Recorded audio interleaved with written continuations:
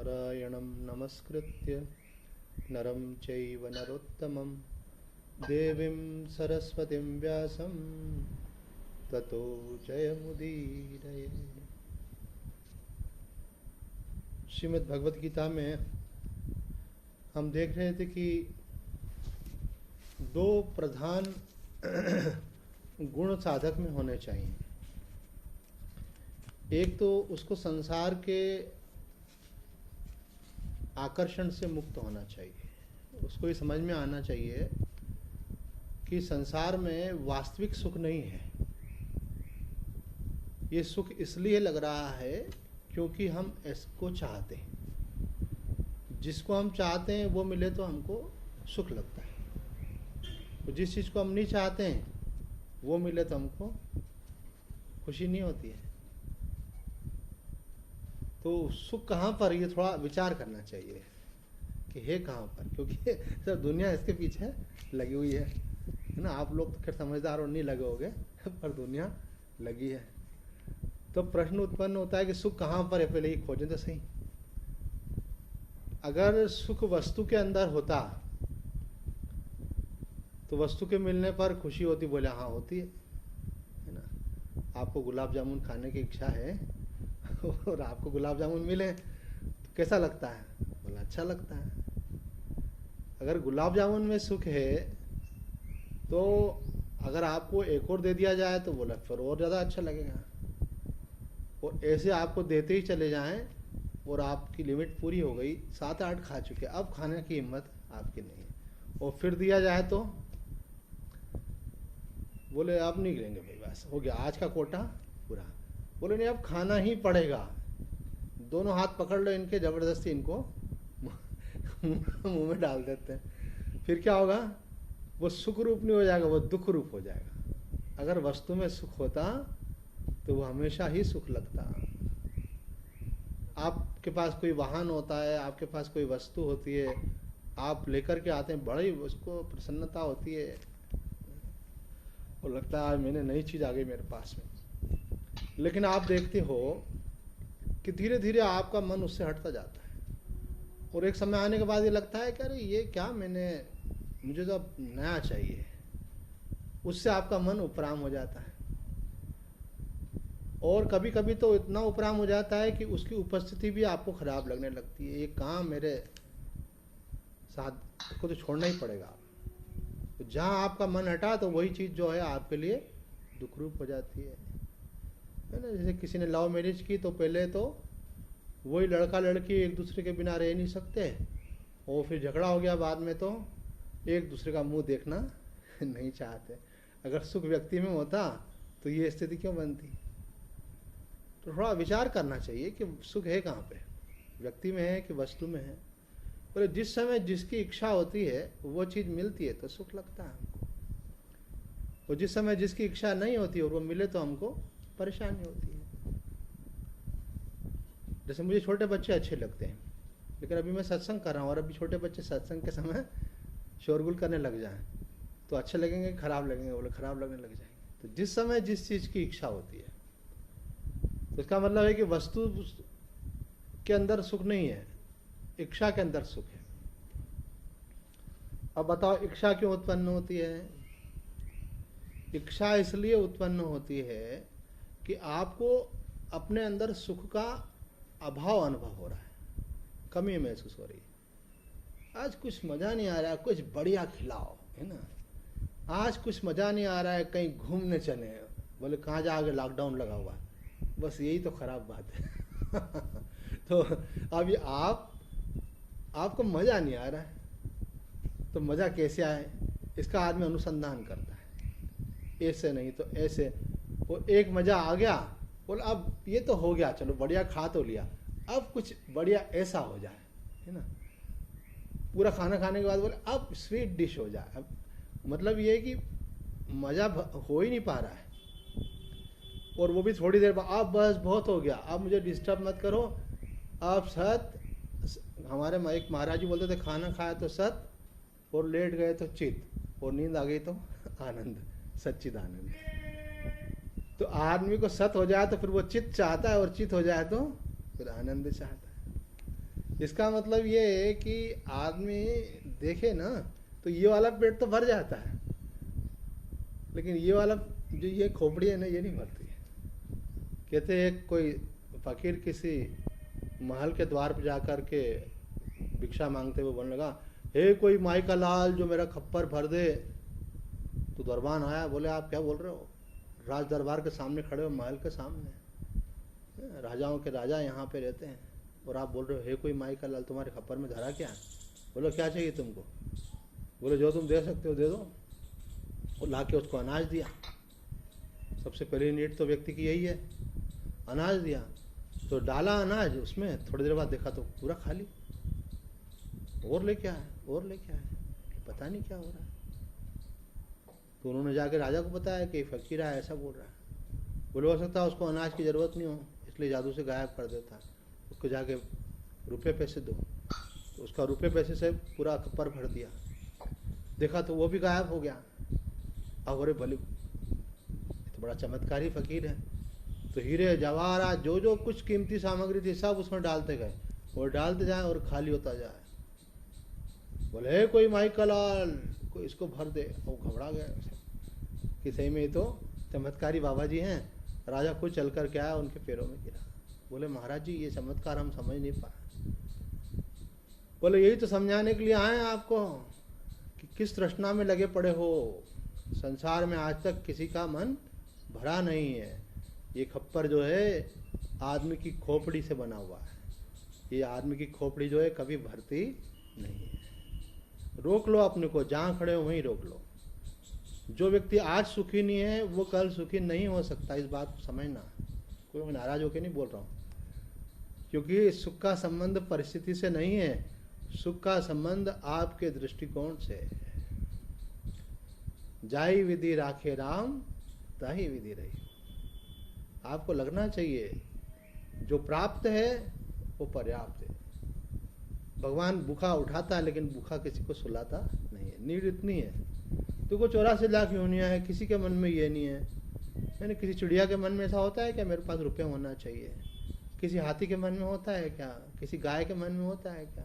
ये आदमी की खोपड़ी ऐसी है कि इसको आज के लिए भी चाहिए, कल के लिए भी चाहिए, 100 साल के लिए चाहिए, और उसके बाद अपने संतान के लिए चाहिए, फिर संतान के संतान के लिए चाहिए, फिर सुरक्षा के लिए चाहिए, फिर प्रभाव जमाने। अरे कितना चाहिए, चाहिए चाहिए में आदमी खत्म हो जाता है। अर्जुन के अंदर ये गुण यहाँ प्रकट हुआ है। अर्जुन को थोड़ा सा मोह का आवरण जरूर आया है, लेकिन आप देखो वो भगवान नर है और वो भगवान नारायण है और वो नर है। ये नर नारायण क्या होता है? इसलिए देखो कितनी बड़ी बात अर्जुन ने यहाँ पे कही कि मुझे आप ये मत सोचना कि मेरे को जो अभी शौक हो रहा है ये किसी ऐश्वर्य की प्राप्ति के लिए। बोले ऐश्वर्य क्या, पूरी पृथ्वी का राज्य तो मिल जाए, और अगर मुझे तीनों लोगों का भी राज्य मिल जाए तो भी मेरा ये शौक दूर होने वाला नहीं है, क्योंकि मुझे संसार की मांग है ही नहीं। तो अर्जुन मानो यहाँ प्रकट कर रहा है कि मुझे तो ऐसा वैराग्य है कि मुझे कुछ चाहिए ही नहीं।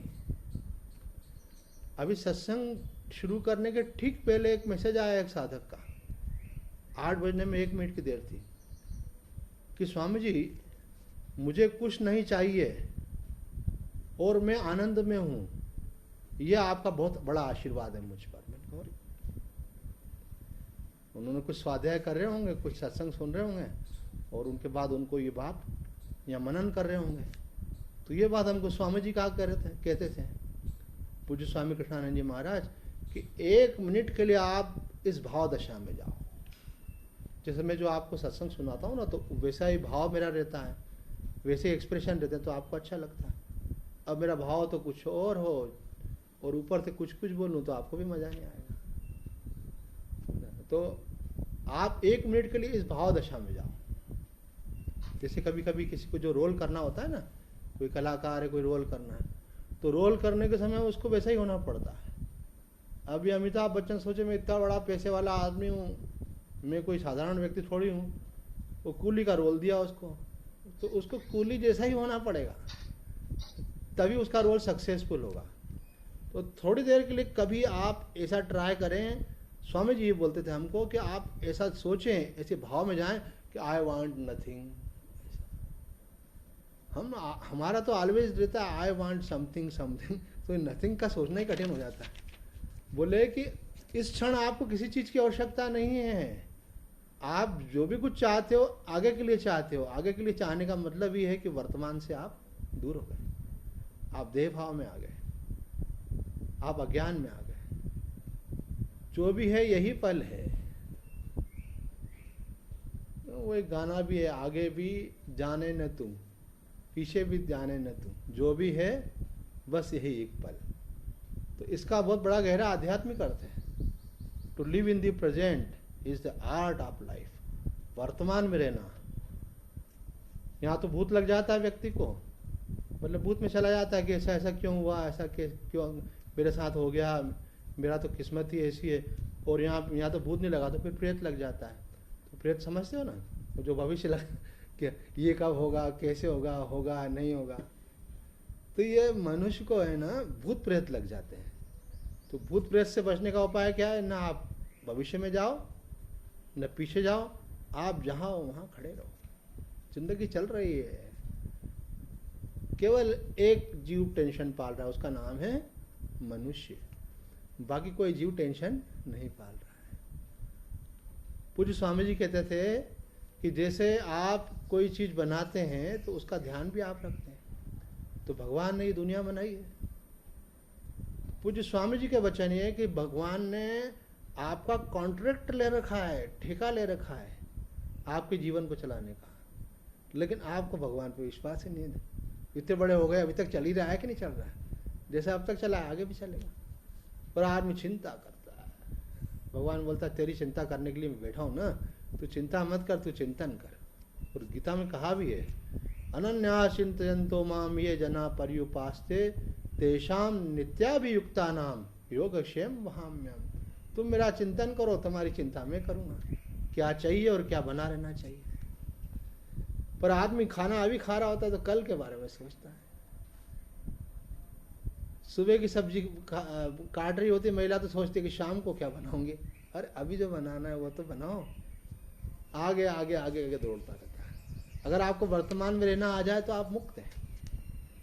बंधन जो है भूत भविष्य का ही होता है। आप वर्तमान में रहना सीखें। तो यहाँ अर्जुन बोल रहा है कि मुझे संसार का कुछ भी मिल जाए, लेकिन मैं वर्तमान में रहने का मतलब होता है कि आत्मा में रहना। शरीर के कर्म हो रहे हैं, सहज स्वाभाविक हो रहे हैं। वर्तमान में रहने का मतलब होता है देह भाव से उठ जाना, अपने आप में रहना। चीजें हो रही हैं, जिस समय जिसकी आवश्यकता उस समय वो विचार आ रहा है, उसके अनुसार व्यवहार हो रहा है। तो अर्जुन यहाँ हम देखते हैं कि भगवान से कह रहा है कि मुझे अगर तीनों लोगों का राज्य भी मिल जाए तो भी वो मेरा शोक दूर नहीं कर सकता, क्योंकि मुझे उसकी आकांक्षा ही नहीं है। एक बात। दूसरी बात देखो, अर्जुन ने ये नहीं पूछा कि आप मुझे ये तो बताओ कि मैं युद्ध कैसे जीतूंगा, और ये भी नहीं कहा कि युद्ध करना ही उचित है। क्या बोलता है, यद श्रेय निश्चितम ब्रूहितन में। ये श्रेय शब्द बहुत महत्वपूर्ण है। जीवन के दो मार्ग हैं, दो में से एक का चुनाव आपको करना है। कईयों को तो मालूम ही नहीं है कि दो मार्ग भी हैं। शास्त्र पढ़ने से, सत्संग करने से बात मालूम पड़ती। दो मार्ग, एक मार्ग है श्रेय का मार्ग और दूसरा मार्ग है प्रेय का मार्ग। श्रेय का मार्ग मतलब है कल्याण का मार्ग, जिससे जीव का अपना कल्याण होता है, उसका हित होता है, उसका भला होता है, उसका मंगल होता है। और एक होता है प्रेय का मार्ग। बोले क्या होता है, मंगल होता है कि नहीं होता हम नहीं जानते, हम तो एक बात जानते हैं, हमको इसमें मजा आता है, ये मिलना चाहिए। सुख की लालसा का मार्ग। एक बार कोई मेरे यहाँ आया ऐसे ही, अब कम्युनिकेशन कहाँ से, बोला हम आपसे कुछ बातचीत करना चाहते हैं, कुछ बताना चाहते हैं। मैंने कहा आप ठीक है, शरीर की दृष्टि से आप बड़े हैं, तो बोले बताइए। तो वो बोले कि अब जैसे आपने आश्रम तो बना लिया, अभी आपके यहाँ ये फ्रिज भी है, कूलर भी है, सब है, अब आपके यहाँ एसी भी होना चाहिए ऐसे। तो मैंने अब मैंने कहा आपकी दृष्टि पड़ी तो इस पर ही जाके पड़ी। ये इसको बोलते हैं प्रेय का मार्ग। अब अब इसको मेंटेन करने के लिए पैसा होना चाहिए, अब आपके पास सेवा करने के लिए सेवक भी होना। कहाँ तक दौड़ोगे आप, कहाँ तक दौड़ोगे? हर सुरक्षा की भावना आप में असुरक्षा पैदा कर रही है। जिस चीज को आप बोलते हो होना चाहिए, उसके आप गुलाम हो जाते हो। आप समझो इस बात को। और जिसके लिए बोलते हो तुम्हारे बिना भी मेरा चल सकता है, वो आपकी फक्कड़ी मस्ती है कि ना मैं किसी की परवाह नहीं करता, मैं अपने आनंद में आनंदित हूँ। भगवान ने ज्ञानी का लक्षण क्या बताया है? स्थित प्रज्ञ का लक्षण आगे देखेंगे, अभी आएगा इसमें। जिसको अपने आप से अपने आप में संतुष्टि है। पहला ही श्लोक भगवान ने कहा, प्रजहाति यदा कामान सर्वान पार्थ मनोगतान आत्मन्य आत्मना तुष्टा स्थित प्रज्ञस्तदोच्यते। जिसने अपने मन से समस्त कामनाओं का त्याग कर दिया और जो अपने आप में संतुष्ट है, वही ज्ञानी है, वही स्थित प्रज्ञ है, वही मुक्त है। हम बंधन में अपने को खुद डाल देते हैं। मेरे को ये चीज बहुत जरूरी चाहिए और ये चीज तो मेरे पास होना ही चाहिए। आप समझ रहे हैं, आपने बोला होना ही चाहिए, इसका मतलब आप उसके गुलाम हो गए। इसके बिना तो मेरा नहीं चलता। आप भी देखो आप कहाँ कहाँ बंधे हुए हो। परसों का सत्संग हुआ तो किसी ने बाद में कई लोग कमेंट भी भेजते हैं, बोले आज का सत्संग हमको ये समझ में आया कि मनुष्य को अभी यही नहीं मालूम है कि मैं बंधन में हूँ। बंधन मनुष्य को दुख देता है पर उसको मालूम ही नहीं है कि मैं बंधन में हूँ। देखो अभी आप ध्यान से सुने इस बात को कि किस बंधन में हो आप। जिसके लिए लग रहा है कि इसके बिना मेरा नहीं चलता, उसके आप बंधन में हो। और ये तो मेरे पास रहना चाहिए, तो उसके बंधन में। और रहने वाला कुछ है नहीं, आज नहीं तो कल। सब चला चली का खेला, सब कुछ छूट जाएगा हाथ से, कभी ना कभी तो जाएगा ही। तो तैयारी जितनी कर लो अच्छा है ना, सही समय है अभी तैयारी कर लो।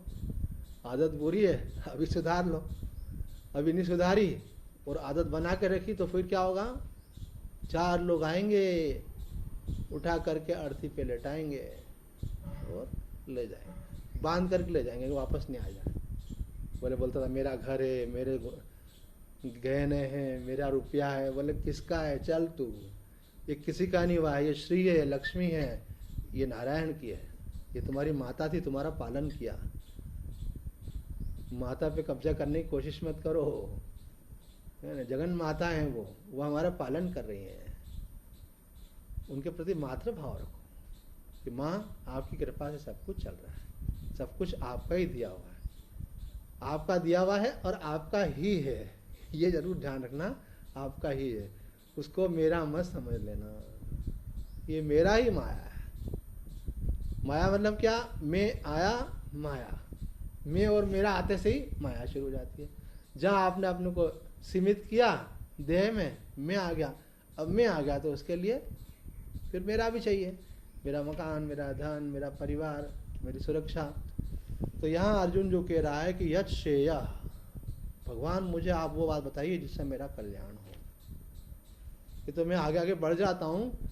नहीं तो एक बार ऐसा भी हुआ कि इंदौर में सत्संग होता था तो एक ही अध्याय पर 3 साल तक सत्संग चलता रहा। क्योंकि गीता जी की विशेषता है कि गीता जी के एक श्लोक को जब अगली बार लेंगे ना, उसमें से नया अर्थ निकलेगा, और अगली बार लेंगे तो उसमें से नया नित नवीन नवीन अर्थ निकलते हैं उसमें से। ये बहुत अद्भुत ग्रंथ है, इसीलिए तो इतने महापुरुषों ने इस पर टीकाएं लिखी। इससे जितनी टीकाएं भगवत गीता में लिखी गई उतनी किसी पे नहीं लिखी गई है। आप बड़े सौभाग्यशाली हो, गीता पढ़ रहे हो, गीता सुन रहे हो। हमारे यहाँ तो कहा है जो अंत समय में भी गीता का श्रवण कर लेता है उसकी मुक्ति हो जाती है। हमारे एक मित्र पास में रहते हैं कॉलोनी में, उनकी माताजी का स्वास्थ्य ठीक नहीं। बोले स्वामी जी आप आ जाएंगे क्या? मैंने कहा हाँ आ जाएंगे। बोले माताजी को गीता जी का ये अध्याय पढ़ के सुना दें। मैंने कहा हाँ बिल्कुल अच्छी बात है, क्योंकि उनका अब बोलना बंद हो गया है, अब वो देख भी नहीं रही हैं, रिस्पॉन्स भी बहुत कम कर रही हैं, लग रहा है कि उनका समय पूरा होने वाला है। अब मैंने बोला मैं तो पढ़ रहा हूँ, अब माताजी कितना सुन रही हैं मैं तो नहीं समझता, और अगर सुन रही हैं तो उसको कितना समझ पा रही हैं ये भी नहीं, और ये भी अगर मानो समझ भी पा रही हैं और उसमें कुछ चीज़ समझ में नहीं आई तो वो पूछ तो पाएंगे नहीं। अभी आप लोग पूछ सकते हो कि नहीं? आप लोग पीछे से प्रश्न भेज सकते हो हमको।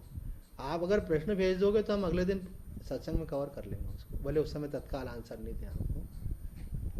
तो अभी आप सुन भी रहे हो, समझ भी रहे हो, आप बहुत किस्मत वाले हो। आपको मालूम है कि नहीं बात? ये मैं तो जानता हूँ आपके बारे में कि आप बहुत किस्मत वाले हो, लेकिन आप भी इस बात को जानो कि आपको भगवत गीता का श्रवण करने को मिल रहा है। मतलब आप साक्षात श्री कृष्ण की कृपा में है, ठाकुर की वाणी आप तक पहुंच रही है। ये सब श्लोक क्या है? ये श्लोक नहीं है, ये भगवान के वचन है। इसलिए एक एक श्लोक जो है गीता का वो मंत्र कहलाता है, उसका आश्रय लेके जीव भाव सागर से पार हो जाता है। और ये बात बिल्कुल पक्की, गीता जी के 18 अध्याय सुनने की जरूरत नहीं है। अगर आपने एक अध्याय सुन लिया तो भी काम हो जाएगा, और एक अध्याय सुनने की जरूरत भी नहीं है, गीता जी के एक एक श्लोक के अंदर वो मर्म है। ऐसा अद्भुत ग्रंथ है। तो अर्जुन कह रहा है कि यश श्रेय। तो स्वामी जी ने इसकी व्याख्या में कहा है कि मनुष्य बोलता है मैं ये हूँ, मैं वो हूँ। आपका इंट्रोडक्शन देते हो ना आप, तो वो बोलते हैं कि मनुष्य को ये समझना चाहिए बाकी सब चीज़ें बदलने वाली हैं, असली चीज़ एक है कि तुम जिस काम के लिए आए वो निश्चय तुम्हारे अंदर करो। किस काम के लिए आए हम? बोले हम आए अपना कल्याण करने के लिए। जो अपना कल्याण करने का जिसके अंदर निश्चय हो गया है उसी का नाम साधक है। तो आप कौन है? साधक है। ऐसा नहीं कि कोई थोड़े से लोग साधक है और बाकी लोग नहीं है। आज से अपना एक नाम समझ लो, वो हमने दे दिया। आप कभी कोई पूछे कोई महात्मा कि कौन हो तो क्या बोलोगे? हम साधक हैं। साधक उसको बोलते हैं जिसके मन में ये निश्चय हो जाता है कि मुझे अपना कल्याण करना है। एक बार पूरी शंकराचार्य जी महाराज के पास बहुत सारे लोग मिलने के लिए आए, तो उन्होंने मेरी तरफ भी देखा। बोले आपका परिचय? एकदम से उनका ध्यान गया, मुझे बोला आपका परिचय? तो मैंने कहा महाराज जी मैं एक साधक हूँ, कुछ जिज्ञासा थी पूछना। वो एकदम से उनका चेहरा खिल गया, बहुत प्रसन्न हो गए। बोले ये सही परिचय है, मैं फलाना चंद हूँ, मैं ढिकाना चंद हूँ, मैं अमुक का बाप हूँ, मैं अमुक का बेटा हूँ, मैं अमुक सेठ हूँ, मैं डॉक्टर हूँ, मैं इंजीनियर हूँ। बोले सब झूठे परिचय। ये तुम्हारा अंतरतम का परिचय है। जिस काम के लिए तुम संसार में आए थे वो तुमने पहचाना। भगवान ने जिस काम के लिए आपको भेजा था वो पहचाना आपने। बोले भगवान आपने मुझे रोते हुए भेजा है, लेकिन हंसते हुए मुझे जाना है। रोते हुए आते हैं सब, हंसता हुआ जो जाएगा। तो वो कैसे जाएगा हंसता हुआ? जब उसको अपने परम आनंद की अनुभूति हो जाएगी। जिनको ज्ञान हो जाता है वो तो शरीर को तो ऐसे छोड़ते हैं जैसे वस्त्र अपन मेले जाते कैसे आसानी से उतार देते हैं, ऐसे ज्यों की त्यों धर दीनी चदरिया। और जिस मरने से जग डरे, अभी बहुत लोग डरे हुए हैं, और जिस मरने से जग डरे, कबीर साहब जी कह रहे हैं मेरे मन आनंद और मरने से ही पाइए पूर्ण परमानंद। बोले आत्मज्ञान तो हो गया, ये शरीर का झंझट भी बोला खत्म। ये रहे तो इसको स्नान भी कराना है, इसको खाना भी खिलाना है, इसको है ना बड़ा मेंटेन करना पड़ता है इसको। एक दिन भी आप नहा धो नहीं तो गंदे हो जाते हो, बदबू आने लगती शरीर में से। और हमारे सामने तो कोई व्यक्ति सत्संग में बिना नहाए बैठे तो लगता है अरे कैसे बैठा हुआ है। तो कितना पवित्र रखने के लिए कितना हमको सब कुछ ध्यान रखना पड़ता है इसका। न रहेगा बांस और न बजेगी बांसुरी। पर अभी बांसुरी बजने जो जब तक कि श्री कृष्ण की बांसुरी आपको सुनाई न दे जाए। ये श्री कृष्ण ने जो है गीत गाया है, इसका नाम गीता इसलिए है कि श्री कृष्ण का गीत है, उन्होंने गीत गाया। ये गीता जो है उनकी बांसुरी है। इसको अगर आप सुन लो और ये आपके अंदर में आ जाए तो फिर आपका मोह माया सब हट जाएगा। तो अर्जुन जो है उसमें दो क्वालिटीज हैं, वो दो क्वालिटी होने से जीव का कल्याण होता है। एक तो उसके मन में आ जाए कि मेरा कल्याण कैसे हो, और अंदर वेदना हो इस बात की, व्याकुलता हो। अभी व्याकुल मेरे पास रुपया कैसे आया, मेरे को सुख सुविधा कैसे हो। अभी आपका मूड भी खराब होता है ना, तो संसार के लिए ही होता है कि वो मुझसे बात क्यों नहीं करता है और हमारे दिन क्यों नहीं बदलते हैं और ये कैसे होगा। इसको बोलते हैं संसारी। ठाकुर रामकृष्ण परमहंस कहते हैं कि संसार के लिए तो सब रोते हैं, जो भगवान के लिए रोता है समझ लो उसका जीवन धन्य है। कि मुझे प्रभु आपकी प्राप्ति कब होगी, कब दर्शन होंगे, कब आप मुझे अपनी शरण में लोगे, कब मेरे मन से ये राग द्वेष मिटेंगे, कब मेरे मन से काम क्रोध विकार हटेंगे। हे प्रभु मुझ पर कृपा करो, हे नाथ कृपा करो। स्वामी जी तो बोलते हैं आप जप करते रहो और बीच बीच में ऐसे जैसे कपन बढ़िया खीर बनाते ना तो उसमें थोड़ा सा ड्राई फ्रूट डाल देते हैं, थोड़ा केसर डाला और फिर क्या बात है, उसकी सुगंध भी आती है, स्वाद भी बन जाता है। तो नाम जप के साथ बीच बीच में स्वामी जी बोलते ऐसे बोलते रहा करो, हे नाथ आपको भूलू नहीं। क्योंकि अभी आप रिकमेंड लगा दो, अपनी एप्लीकेशन लगा दो, क्योंकि अभी तो जब कर रहे हो पता नहीं कल करोगे नहीं करो। तो ये आपकी जो एप्लीकेशन लगी होगी तो वो ध्यान रखेंगे। एक भक्त ने ऐसा कहा, कल मैं देख रहा था एक व्हाट्सएप पे मैसेज था कि आपको भगवान को पहले बोल देना चाहिए, भगवान मैं आपको बोलना भूल जाऊं कि आप मेरे साथ चलो लेकिन आप मेरे साथ सदा रहिए। मैं आपकी उंगली पकड़ना भूल जाऊं लेकिन आप मेरी बाह पकड़ना मत भूलना। मैं आपको एडवांस में बोल रहा हूँ। ऐसे अगर आपने बोल दिया और फिर मानो भगवान ने नहीं पकड़ा तो गलती आपकी होगी कि भगवान की? फिर भगवान की होगी। भगवान गलती करते नहीं, पर आप बोलोगे नहीं तो कैसे पकड़ेंगे? जबरदस्ती भगवान करते नहीं है। भगवान तो प्रेम का सौदा है। तो अगर आप बोलोगे भगवान आप मेरी बाँह पकड़ लो, भगवान पकड़ लो। तो बोले आपको बिल्ली के बच्चे की तरह होना, बंदर के बच्चे की तरह नहीं। बंदर का बच्चा कैसा होता है? वो बंदरी को पकड़ करके रखता है। वो बिल्ली का बच्चा कैसा होता है? वो माँ को पकड़ता नहीं, माँ उसको पकड़ करके एक स्थान से दूसरे स्थान ले जाती है। तो भगवान हमारे बस का नहीं है हम आपको पकड़ करके रखें, आप हम पर कृपा करो, हमको आप पकड़ करके रखो। अब यहाँ जो है अर्जुन जैसी स्थिति होनी चाहिए कि बस मैं तो अपना कल्याण चाहता हूँ, और बाकी तो बाय प्रोडक्ट हैं, वो तो सब पीछे पीछे है। जहाँ आपके मन में परमात्मा है तो समझना कि परमात्मा के साथ, नारायण के साथ कौन रहता है? लक्ष्मी। तो वो अपने आप पीछे पीछे आएंगे। भगवान को भूल जाने से ही संसार के सारे संकट हैं, और भगवान आपके साथ है तो सारे संकट दूर हो जाते हैं। एक किसी के बहुत बड़े मकान का मुहूर्त था, अच्छा आलीशान बनाया था, तो हम महात्मा जी के साथ गए वहाँ पे। तो उन्होंने महात्मा जी से कहा महात्मा जी कुछ सत्संग सुनाइए। तो महात्मा जी ने कीर्तन करवाया, कीर्तन कराया और फिर बोले अच्छा चलो भाई प्रसाद बांटो, चलते हैं। तो मैंने बाद में बोला महाराज जी आपने सत्संग तो करवाया है नहीं। अरे पगले, भगवान का नाम सबका सार है। भगवान का नाम ले लिया, सब कुछ ले लिया, उसमें सब कुछ आ जाता है। तो आप भगवान का आश्रय लेंगे तो आपको कुछ संकट नहीं आएगा, आप विश्वास रखें। एक महान संत ने ये बात कही है, भाई हनुमान प्रसाद पोद्दार जी ने ये बात कही है कि अगर आपको भगवान पर दृढ़ विश्वास है कि मुझ पे संकट नहीं आएगा, तो आप मान के चलो बिल्कुल नहीं आएगा। और आप सोचेंगे कि आएगा कि नहीं आएगा, तो कुछ कह नहीं सकते। फिर देखो आप ही कुछ शंका कर रहे हो, आपने दरवाजा खोल दिया है ना, आपने वायरस को अंदर आने का गेट खोल दिया, आएगा कि होगा कि नहीं होगा। आप सावधानी रखो, अच्छी बात है। मन में भय किसी बात का मत रखो। बोले हमको भगवान पर पूर्ण विश्वास है। जिसको भगवान पर विश्वास होता है भगवान उसकी रक्षा करते हैं। भगवान तो रक्षा सभी की करते हैं, लेकिन मानो वो करवाना ही नहीं चाह रहा है, इसीलिए शंका कर रहा है। वो शंका ही छिद्र का काम करती है। यहाँ अर्जुन बोल रहा है कि भगवान मैं केवल अपना कल्याण चाहता हूँ, अब मुझे आप मार्ग बताइए। तो भगवान ने अगली लाइन में उसने बोल दिया कि मैं आपका शिष्य हूँ और आपकी शरण में हूँ। तो शरण का मतलब होता है कि आप कहो, आदेश करो और उसका मैं पालन करूँ। बस आप बोलो और मैं बोलूँ यस बॉस, है ना।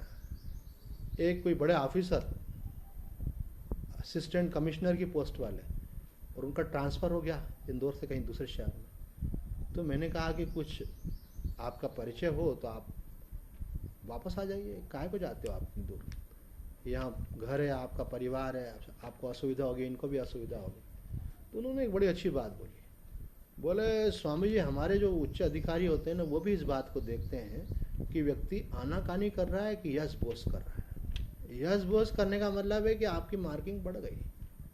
जो किंतु परंतु करता है ना, वो उत्तम शिष्य नहीं होता। अभी नहीं, बाद में, ये इसका मतलब आप गड़बड़। उन्होंने कहा करो यस बॉस, भगवान के आदेश का पालन। अब शरणागति का मतलब क्या है? अब आपके मुंह से एक ही बात निकलना चाहिए, यस बॉस, जो आपने कहा वही होगा। अब सोचने का काम नहीं, सोचने का काम हमने आपको दे दिया, करने का इस शरीर का रहा। पर ऐसा बोल तो दिया, पर अंदर से ऐसी तैयारी भी तो होना चाहिए। तो संजय बोलता एव मुक्त्वा ऋषिकेश गुणाकेश परम तप न योस्यति गोविंदम उक्त्वा तुष्णीम बभूवः। ओहो हो कि भगवान श्री कृष्ण को, ये जो इंद्रियों को तपाने वाला अर्जुन है, इतनी इसके अंदर योग्यता है, वो भगवान गोविंद से कहता है कि अब मैं युद्ध नहीं करूँगा। अरे अब अभी बोल रहा था जो आप बोलेंगे वो करूँगा, अभी क्या बोल रहा है? बाकी सब तो ठीक है पर युद्ध नहीं करूँगा। ऐसा बोल करके चुप होकर के बैठ गया।